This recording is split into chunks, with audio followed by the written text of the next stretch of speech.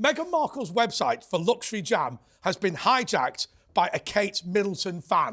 Is it true or is it false? I know this is true because I just thought this was hilarious, but actually it's for quite a good cause. So basically what's happened is it's this American Riviera Orchard, which is their kind of lifestyle brand thing, which doesn't... Sorry, what's that called again? Yeah, American Riviera Orchard, I think it's something ridiculous. How long have you been rehearsing? I have been practicing how to say that in the mirror, like most of today, actually.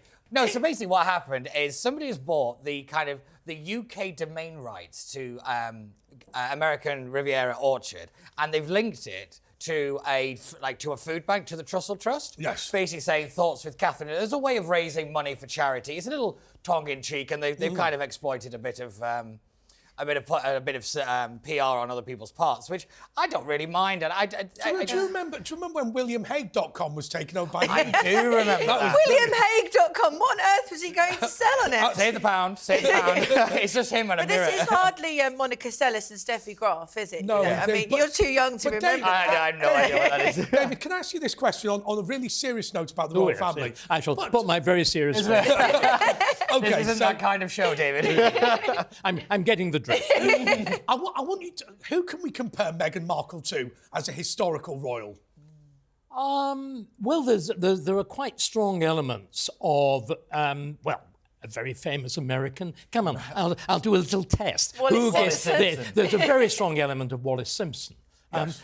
But I think she's different. Wallace Simpson did not seek to damage the monarchy. Yeah. I mean, this is the peculiarity about Markle, that she's both desperately anxious to be recognised as, well, she'd prefer it, princess. Yeah. That's clearly the goal. But at the same time, and unfortunately, she's got a husband in it as well. The institution that alone justifies why, what was that thing called again? That you have your own jam-making site or whatever. I feel like I'm going to be saying that till you blew in the face. There's a kind of curiously self-devouring quality about it. I mean, frankly...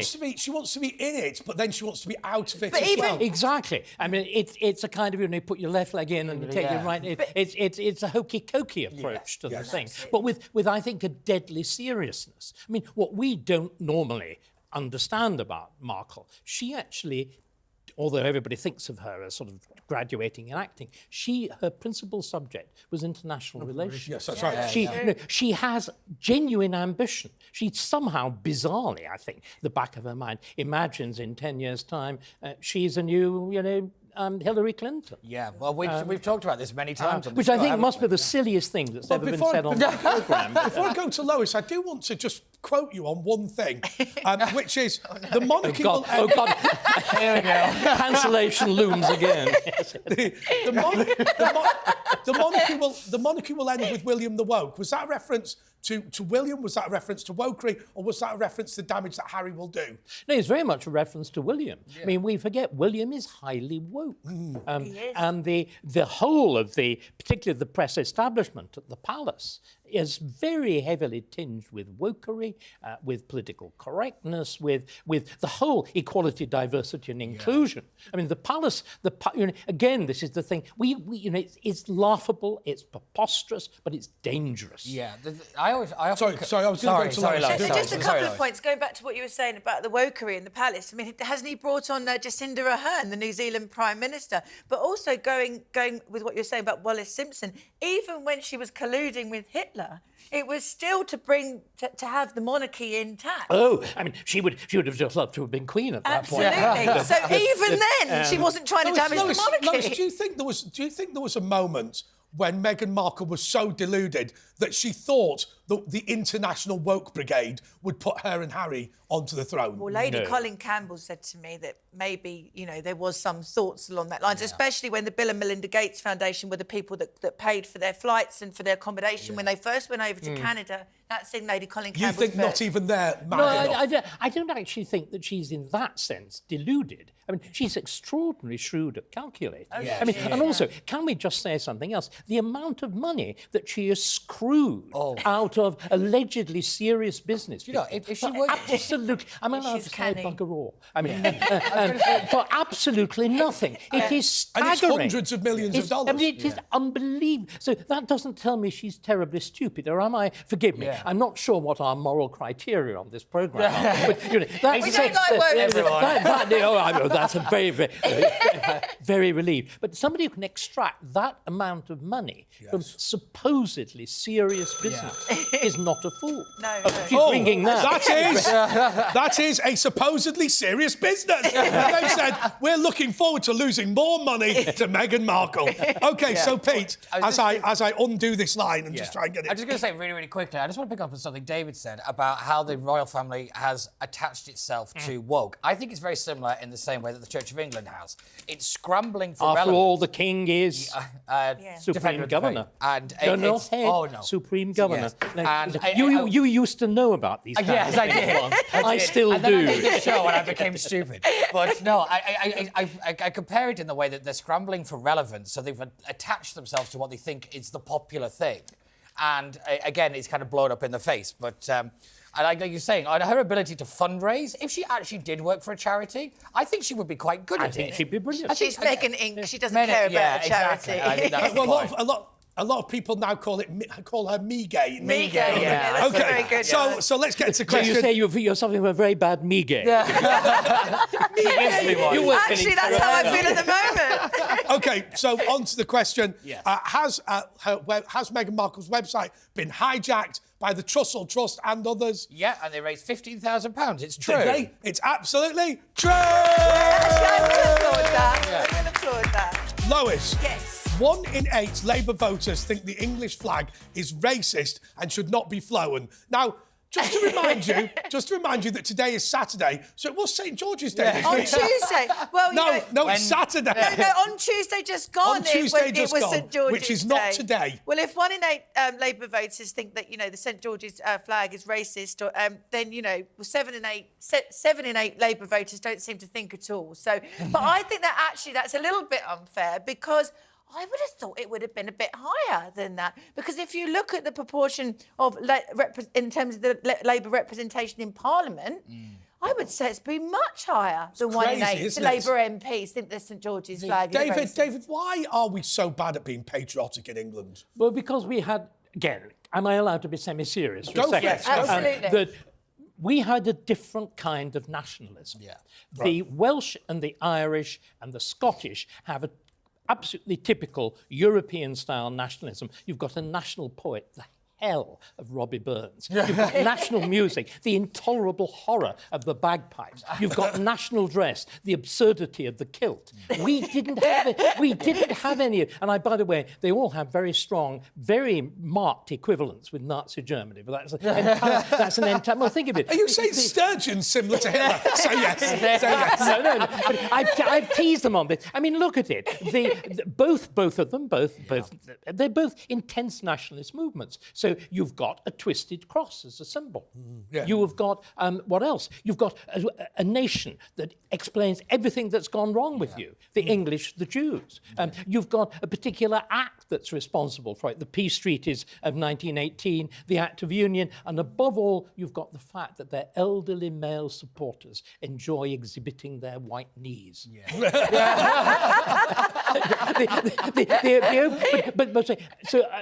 Scotland, Wales, Ireland, typical continental-style nationalism. English was different. Right. H.G. Wells has got this wonderful phrase, I thank God as an Englishman I have no national dress, because everybody wears English national dress, the suit, which we invented. And of course, we used to have a very simple nationalism, top dog, the best. We invent things. We've got the first parliament. We've got the best system of law, and so on. And that's why I think the end of empire has had a very marked effect in England. If do we all know 1066 and all that? Yes, of course. What's the last line?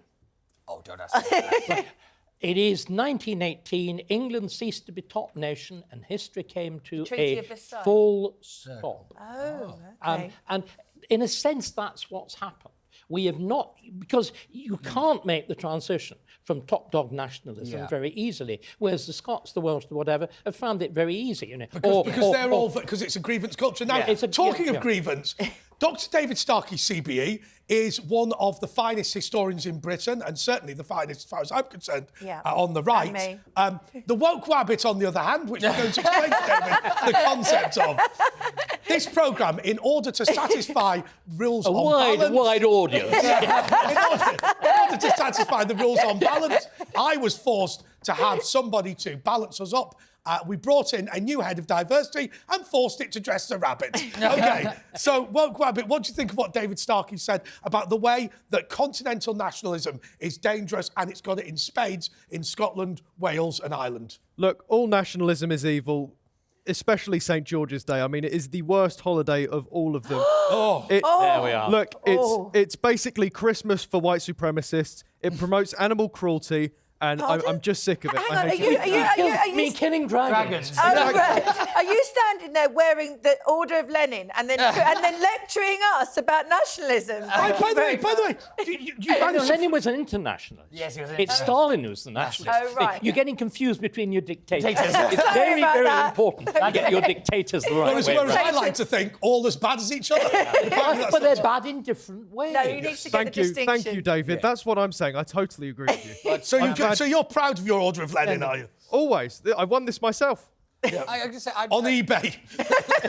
I just want to turn it to the kind of the politics side of this, because that's what I do, because I'm the fun one. I want to talk about the fact that Keir Starmer has actually had to force Labour MPs into adopting the St. George's flag. And that's the point. The whole thing is an absurd charade. It is. It's purely performative. I mean, he writes articles in the Telegraph, for heaven's sake. How many Labour MPs would actually pick up the Telegraph without a pair of tongs? It's like I remember it's like my dear mother when the People arrived round the fish and chips, and there was a bosomy lady on the front, and my mother with a look of blank horror. These were the days when you had coal fires. She would pick it up with a pair of tongs. I think that the typical Labour MP does that with the Telegraph. And here is Starmer trying to pretend. The astonishing pretence of the Labour campaign is the thing that most strikes me. We do need to move on because we're running out of time. But how on earth can a country survive when it hates itself? It doesn't. That's what happens. That's the interesting thing. Again, I'm being awfully boring and say that's what happened to Rome. Yeah. When you become self-hating, in other words, when you get Christianity, which is what happened to the Roman Empire, you dissolve. And we're if we let this happen, if we let that voice, if we let the rabbit triumph, that's the end. Well, it's certainly the end for me. Anyway, on to Lois. So, do 1 in 8 Labour voters think the St. George's flag is racist? Is it true or false? Yeah, definitely. And I was just going to say actually about George Orwell's pamphlet that he did on patriotism and nationalism, where he said that the left hate themselves. They hate everything that Britain stands for. So, yes, I would say that's absolutely I've got true. to be honest with you. I'm always very sceptical about anyone who produces a pamphlet. Yeah. There's always I agree with you on that. There's something about pamphlets. Well, no, it wasn't a pamphlet. It's like a little book. No, no, little book is fine. Big book is fine. No. Little book with Mao. Little book is not fine. Article fine. Pamphlet. Always a So you have a go at George Orwell. OK, so Lois says it's true. It's absolutely true! I know, yeah. OK, so to David. Joe Biden claims his uncle was eaten by cannibals in Papua New Guinea during the Second World War. He also couldn't find the door of the White House once. He'd forgotten where it was. So he's not the most reliable source. But anyway, is it true or is it false, do we think?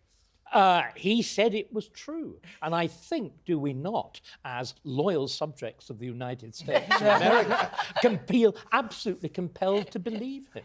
And it seems to me to be, can I give little examples? It's as true as many of the other positions that he adopts. I think the notion that Bidenomics, that somehow throwing vast amounts of money at, this strange thing called the green energy revolution, in which we are going to bring about a modernization of our economy economies by changing to windmills. If only we had the good sense to call wind turbines windmills. What they And are, yeah. apparently this is progress. Yes. But Biden tells us so it must be true. But it's the age of big government, isn't it? But also it's the age of big Big government. lies. It's the bigger Can you tell the difference?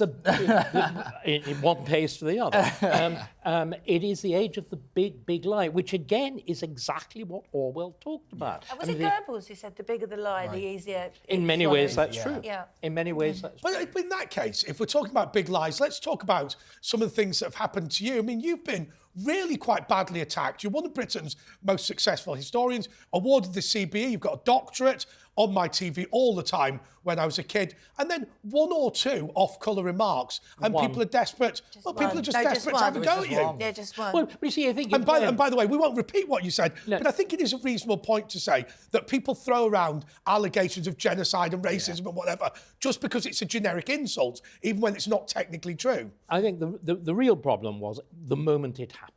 It happened in June, July 2020, when Britain and America went mad. Remember, this was the height. This was the height of lockdown. There was I mean, it's classic. It's equal a plague. We were a plague-ridden country. Suddenly, there was this vast surge of emotion following the George Floyd affair in America, and I was caught at exactly that moment. And do you know what? What people were doing, they were purging themselves. Yes. They were demonstrating purity. But the other thing that we've got to recognise, why again, it's fun to be joking with the rabbit. The urge of the woke, the urge of the woke left is actually to destroy. It is. To destroy us, to destroy our institutions, and to destroy people. Do you know, Andre, just, and then we'll move on if we may. But if they could, they would have burned me alive. Yeah, they would have done. They really would. That we've got to understand this. There's a degree of, which again we're seeing on the streets with the Palestinian demonstrations. There's a degree of genuine, terrifying violence. A violence powered by the self-righteousness, which, remember, woke, we are laughing at it, but it's essentially a religious movement. It is. It's It's a a secular religion. It's a Christian heresy. We had a historian. Christian heresy. We had a historian on who said that there have been times in this country's history where the sort of heresy that we're talking about did result in very significant violence. Well, I mean, it resulted in people being burned alive. Yeah, I mean, absolutely. Well, why can't I just say to you, or why couldn't we just say to you, look, David, you've had a long and distinguished career. What you said was a stupid and ill-thought-through comment. I don't care. That's it. Yeah. Well, because that wouldn't be what people wanted. They wanted some kind of act of public humiliation. Yeah. There's a very strong. wanted a The sacrifice. whole cancellation thing is. It's a combination of burning at the stake, of the pillory. I mean, all of these things that we thought we'd pushed into the past Correct. have suddenly come back to the And is it surface. because, and has all this come about because of the death of religion? Is it that, I mean, I look at Greta Thunberg, and I don't mean to be funny, but, we're here. She's Joan of Arc. Yeah. She's She is. the Joan of Arc of greenery. Well, I was going to say, If only we could inflict the same fate. I was going to say about Greta Thunberg and lowering Except that we would add to glal warming, which would be a major. But I thought that Greta Thunberg, a child was born who would take away the sins of the world. I thought, well, I've heard that before. Let's be totally honest. Now, talking of things that'll take away the sins of the world. He's not treating him with respect. You know? No. I think the chair deserves respect. Well, the good thing about the suit is it is flammable. So if we try and burn him by mistake, it'll be Good relatively job you've got a red telephone. relatively quick. So, okay, won't grab it. Presumably, you believe that it is the right of the mob to shut up people like David. I thought you guys were talking about Joe Biden's uncle getting eaten. Oh, okay. We fair lost enough. interest in Did that. he get eaten? How many of your uncles have been eaten? No, okay. What, by foxes? Look, the fox problem is a serious problem, and it's one that we need to deal with. But not by fox hunting.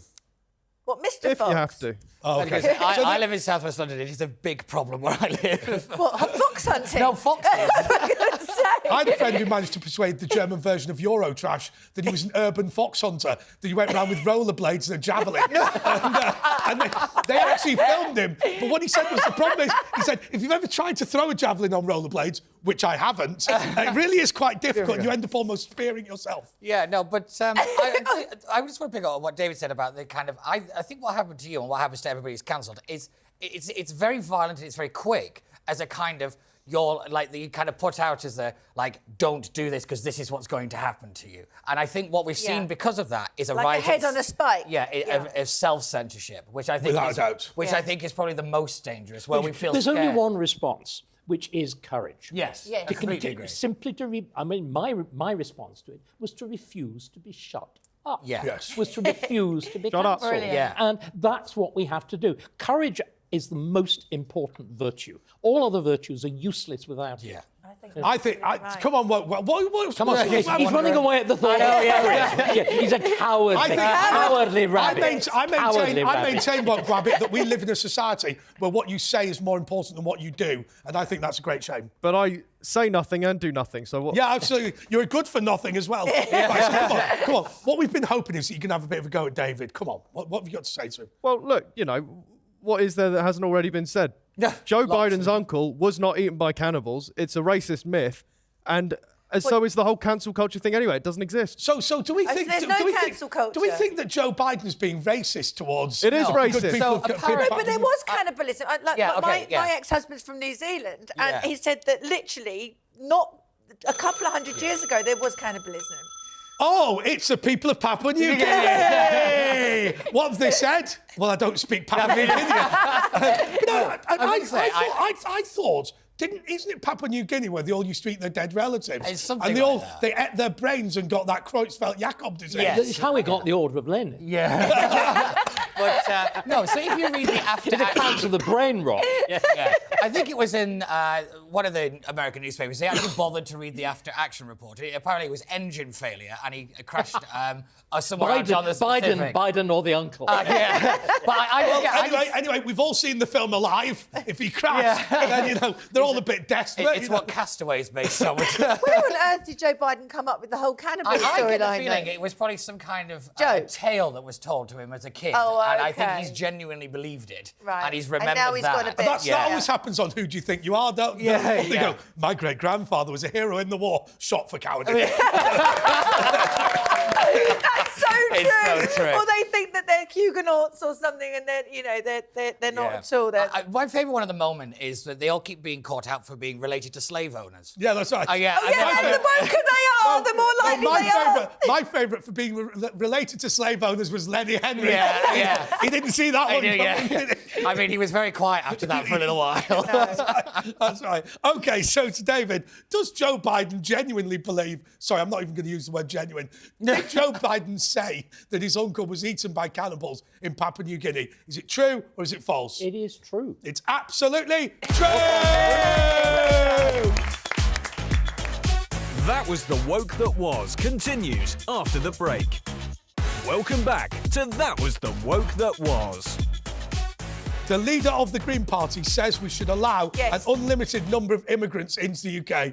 Oh, of course it's true. Yeah. Why am I even asking this? Of course it's true. However, I actually have respect for the people who say this because they are actually being honest. What I don't respect are people, say, for example, in the Labour Party, who say they're going to control it and have no intention of controlling None it. whatsoever. Those are the despicable ones. I always thought it was crazy in about the year 2000 when Labour had clearly let a huge number of migrants in, and they're going, "It's not happened," and you could literally see it walking down the streets. Yeah, I mean, obviously we've had the passage of the Rwanda bill this week, which finally become law. Is there any point to it though? Well, it's interesting because there was some polling that I looked at, and it was literally a 41-41 split between think it's a good idea and think it's a bad idea. But most people also thought it was a waste of money. So people are supporting it and think it's a waste of money. Oh no, I support it and think it's a waste of money because I don't think it resolves the problem, but I think it sends out a warning shot. Yeah, and Yvette Cooper, the Shadow Home Secretary, was basically Labour have come out against the policy, and their argument is, it's a waste of money. But nobody's actually bothered to ask them, well, do you actually support the principle of deportation? Well, no, she was asked in an interview actually, and basically they got her to practically admit that even if it worked, she'd still be against it. But I thought Keir Starmer's policy, and it can be quite hard to work out what his policies are. At any one moment. At any one time, Right. So to stop the small boats, he was going to allow you to apply for asylum in embassies across the world, and we'd fly you here instead. When we said we want to stop the small boats, I don't think he's quite got what we didn't mean change it to 747. Yeah, that's right. What he was concerned about was the quality of the vehicle. quality of the vehicle. We've had this conversation before. I believe, and we've got evidence, and you know somebody that suggested this is true or told you this is true, that there are deals being done at the highest level to bring these people over to go into jobs that English people don't want to do. And because we're not bringing people over from Eastern Europe anymore, these people are going straight into delivery roles. They're going straight into all the kind of jobs that make people feel that they're upper middle class when actually they're lower middle class, you know, like getting a delivery for £2 and things like that. You know, so I think that it's all... you know, circuses, it's all a distraction, all of this. It's quite interesting because the IMF released a report, so it was probably incorrect because it's the IMF. And they basically argued that Britain's main economic driver now is foreign labour. Yes. In the last year, the major driver is foreign labour. What happens, of course, is this. You do grow your economy by bringing in foreign labour, but you reduce the per capita wealth of everybody who's already here. Yeah. And I think we're seeing that. It's exactly what's happened. But I think the really interesting thing is we're talking about at the same time as talking about nationalism. If the left hates nationalism because it doesn't believe nations should exist. Absolutely. And the logical position then is you don't believe there are any frontiers. Remember, woke is part of an enormous world picture. Globalist Globalization. But also, so are notions of universal human rights. If there are things called universal human rights, there's no such thing as citizenship. Yes. We're all the same. Therefore, by the way, we should really stop being rude to Papua New Guineans. They really are exactly the same as we are. So are hill tribesmen from the Punjab. Apparently, they're just the same because culture. But we've doesn't never. matter. But I mean, we are going to have to move on. But we have never seen a greater diminution of our rights in Britain since the European Convention on Human Rights was integrated into British law. Precisely, because it means the opposite. When human rights were invented by Churchill, they were intended to protect the individual against the state. What's happened, the left has redesigned them to protect minorities against the majority, which is why human rights have stood on their head. But you see, the right is hopeless. We're doing something good because on the disguise of teasing and laughing, we're actually educating. We're saying to people, see, this is what it really is. The right has been hopeless. Hopeless, hopeless, hopeless. It's the ghost of Churchill. And he says, we will fight them in the brigade. We will fight them in the studio. We will send Starkey. We will never. Oh, let Dr. David do his We're having a chat. No. Disrespectful to our chair. Okay. So Pete, as the leader of the Green Party, I actually think I'm with you, by the way. I think the leader of the Green Party has done the right thing by admitting that she believes in unlimited immigration. Is it true or is it false? It is sadly true. It's absolutely true! Great. Okay. Yes. Middlesex University. Yes. Middlesex University has announced its decision to rebrand itself as Intersex University in a bid to become more inclusive. What's uninclusive about being in the middle? Do you feel uninclusive? You're in the middle of Andre and I. You're the one in the middle, so you're the one. Give us an autobiographical description. Yeah. Oh, that's just absolutely... The girl that's filling in the sandwich. I don't think I'm the filling that either of you would like, actually. But the thing that really gets me about these kind of questions is we're so far down the rabbit hole that this could very well be a proposal. It could almost be true. And that is the thing that really concerns me is you some of these you just genuinely don't know. I do think this one is untrue, but I have to admit some of the ones we've had in the past. This sounds very upper lippy. Yeah, it does actually. I've got to be honest with you. We're going to move on. And I'll tell you why. Because to hear Dr. David Starkey CBE say that he wanted Lois to be the meat in the sandwich was so much for me that I couldn't continue with the question. Middlesex University is becoming Intersex University. True or false? Oh, it's false, and it's the upper lip, I'm sure it is. Absolutely false! David. The Royal Museum in Greenwich has been accused of rewriting history after telling visitors that Queen Charlotte was the first royal person of colour. Is it true or is it false? It is absolutely true that they said it, and it's absolutely false that they claim it. She is the wife of George III, who had a rather funny, mousy face, which led to somebody in the next generation, when, remember, racial profiling, the beginning of the 19th century, becomes very fashionable to remark on, signs of genetic degeneration and whatever. But the bizarre thing is, and again, it's completely silly, it's the way in which one of the notions that our black community is to be made to feel happy in Britain is if we invent a black past that did not exist. I mean, Queen Charlotte is a relatively minor detail, although it's been sanctioned by Bridgerton, which again is another complete piece of outrageous, perverse fiction. But look at somebody like Mary Seacole, who now figures in the national curriculum. She's put up there as actually a statue looms over that of Florence Nightingale in their own hospital. What's the problem with? Because Mary Seacole is a fiction. Mary Seacole did exist. She wasn't a nurse. What she ran in the Crimea was effectively a club for officers. She supplied them with very important things like brandy, and cigars and caviar and all that sort of. Quite seriously. But we've talked before today on this show, and I was amazed by this when my goddaughter told me that there was a flute player in the court of Henry VIII. Not that flute player. No. He's a trumpeter. Again, I shan't continue my lewd approach. David, please correct me if I'm wrong, but my understanding is there is one sentence about this person. No, there's something even less.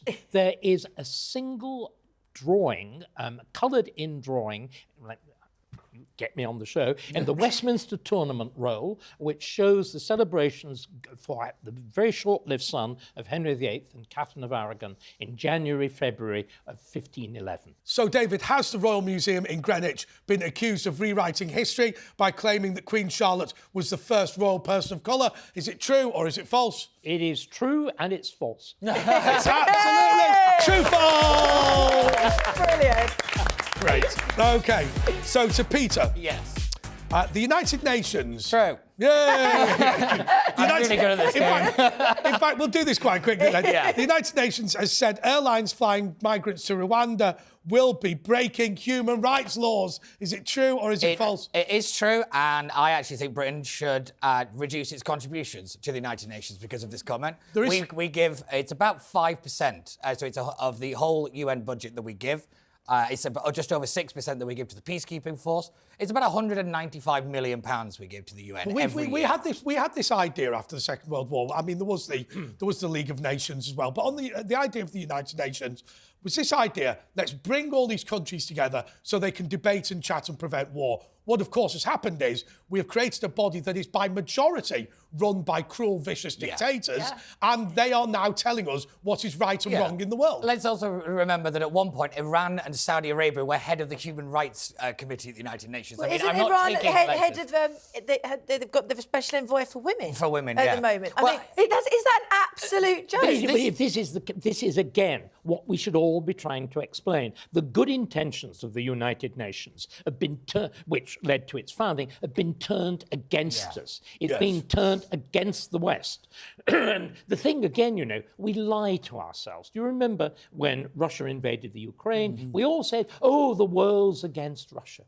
Oh, it's not. No. Absolutely not. The great bulk of the third world either is neutral or is just gently leaning to the side of Russia and China. And we lie to ourselves, which is something else. We've got to stop lying. We have convinced ourselves that everybody is fair-minded, everybody is reasonable, everybody is decent, and that the way that people acquired property... These poor misunderstood terrorists. Yes. Who were invariably operated by the best of intentions that just happened to involve rather unpleasant Do you want a refill? things. I'd love a refill. He's going to poison me. But for most of human history, the way that people acquired property was to clunk someone over the head and steal it. Right? And we invented a different way of doing it. That's right. But we are the first country that invents a solid system of property law. That's right. And it is the utter tragedy of what happened with 1945. There were glorious intentions, but of course it was undercut from the very beginning by the existence of the Soviet Union. And again, there's wonderful work done on this by a man called Jacob Machangama, and what he demonstrates is, have you noticed this thing called hate speech? Yes. Which is the very best way of shutting people up. Oh, yes. Do you know how it was put together? It's put together during the debates of the United Nations on turning the Convention on Human Rights into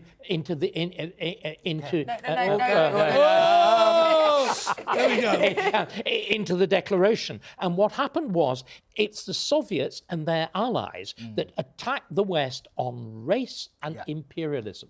And this is back in the 50s and 60s. It's unbelievable. They used to give these great speeches. We have been fools.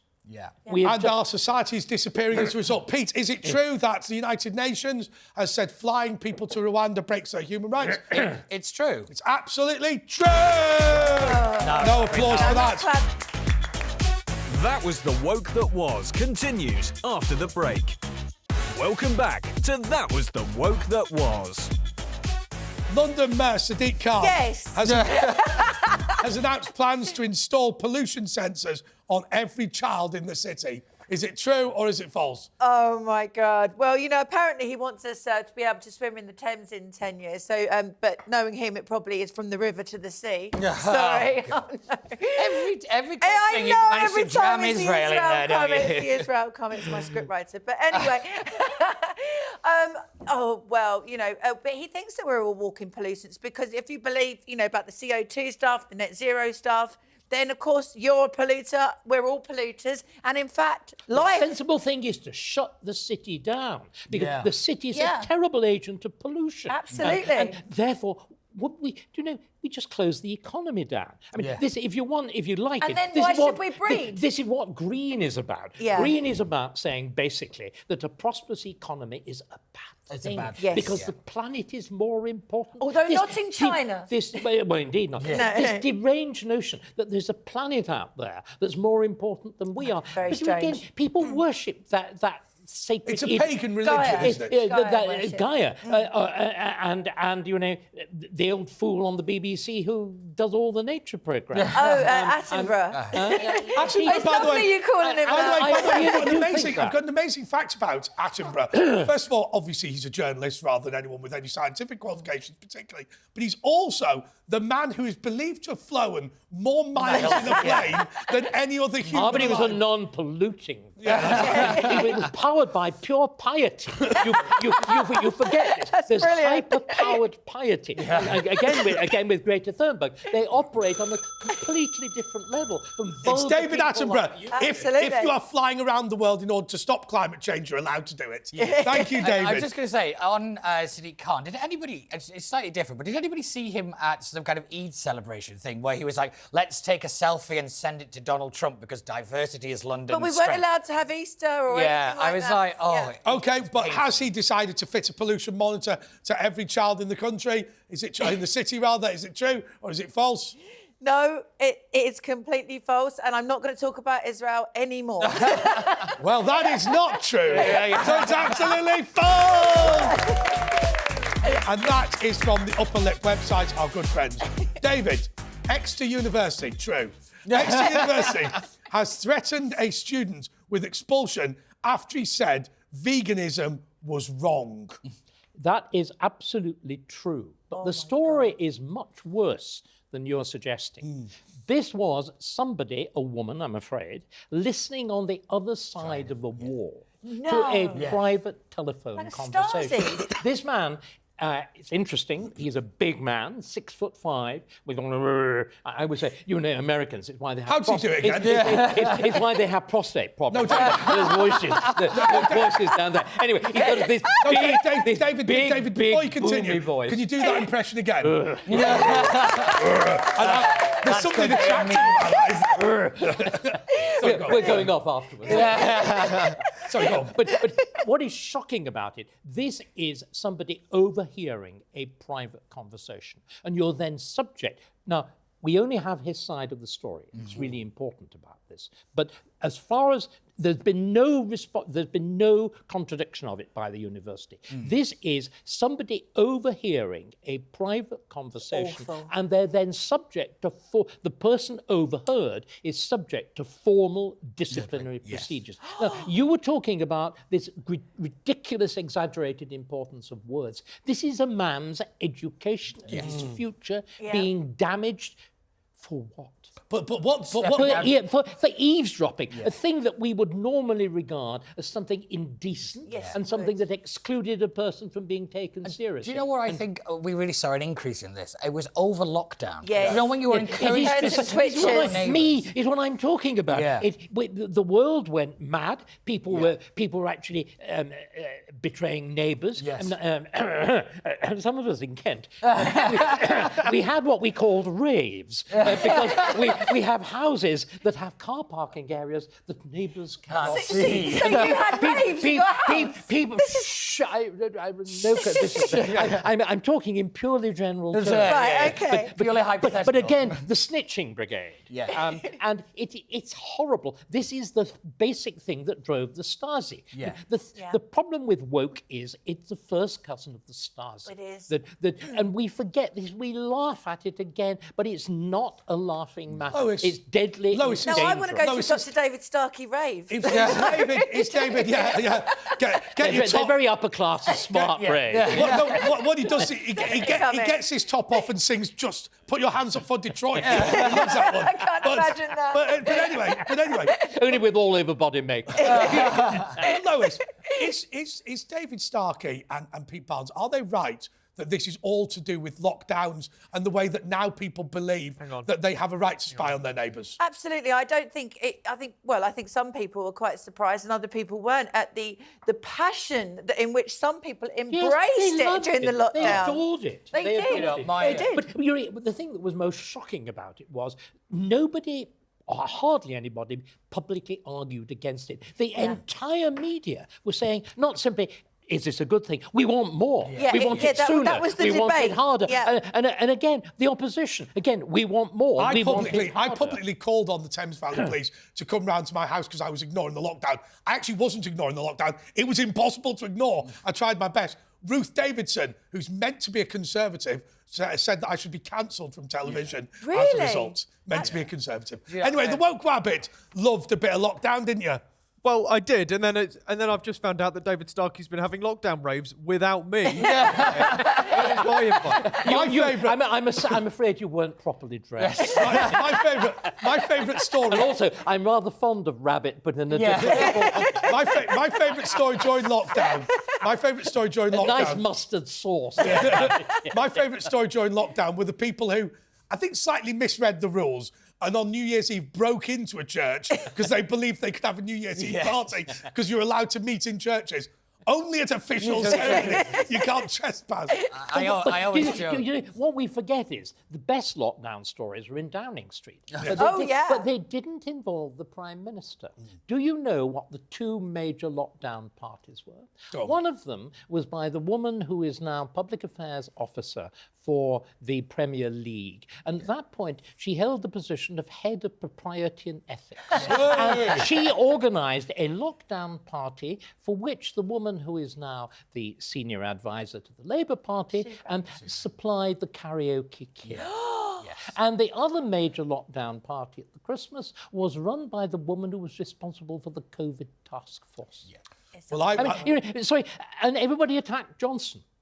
It was the civil service itself. But I remember during that lockdown, I phoned up a friend of mine who's a Conservative MP, and I said, "Does anybody believe this lockdown's a good idea?" He said, "No, but we're all afraid of the media, and the media love it." My thing was always with the media over that was when a particular journalist from another station said, I literally asked the Prime Minister what day could people go sunbathing outside. I was like, if that is the level of scrutiny we're going to get, we didn't stand a chance. I was on the BBC and somebody said, a bloke phoned in who went, "It was a disgrace. I was flying from Belfast to London and there were far too many people on the plane." I said, there is a very obvious solution. Reduce it by one. Right? But of course, that was the thing that was even stranger. Open the window for ventilation. we were told he was completely fine. That's right. I thought it was a strange period, but it has turned us into people who are obsessed with watching each other. I always go back to what my grandfather always used to say. If you ever want to see the rise of the Third Reich, give a petty bureaucrat a high-vis jacket and a clipboard. Up until the whole lockdown and the COVID thing, every single utterance that come out of our senior politicians' mouths was questioned. Everything was demolished. Everything was ridiculed. Then suddenly it was like they were oracles, that they were kings, or that they couldn't be disobeyed. The problem we've now got, Lois, is this thing that I think is attacking our democracy. This issue is too important for politics. Beyond politics. What that means is, let's appoint an extremist to that position. In fact, I think it was in your book at this very point, so I apologise for stealing it from you, but let's appoint a committee of extremists on this. Indeed, the idea that climate change is dealt with by a group of fanatics, because that's what they are. In fact, it was a lecture by you, I saw. It was a lecture, and it's still worse than that. Tony Juniper's head of English nature. If you want to look at why we give newts priority over human beings, but can you imagine the madness? The trouble is, satire fails. Yes. We're laughing at something which is infinitely more laughable. OK, we are out of time, and I have to say the lesson that I learned from that lecture, and there's loads of brilliant stuff by David Starkey on YouTube, this idea that rather than our parliament governing things, we get together a group of people who are obsessed with a particular subject. And call them experts. Call them experts. OK, but David, has the University of Exeter threatened to expel a student after he was overheard saying veganism was wrong? Is it true or is it false? It is true, and it's a disgrace. It's absolutely true! I'm not clapping that, no. So now, for the final scores and the awarding of the Golden Carrot. Oh, you're going to award the Order of Lenin? OK, who gets the Order of Lenin? What are the scores? Woke Wabbit. Pete is on minus 10,000 points. Oh, dear. Oh, God. Lois is on minus 100 million points. Oh, God. And Dr. David Starkey wins this week with 1 billion points. OK, so thank you so much to Lois Perry and Pete Bond. And I have to say, in a first for British television, we're going to award the Order of Lenin to Dr. David On the left, come on. On the left. Well, there we go. There you go. But congratulations I can't do to this. Dr. David Starkey for winning the Order of Lenin. I'm off now to call vegetarianism wrong. Goodbye.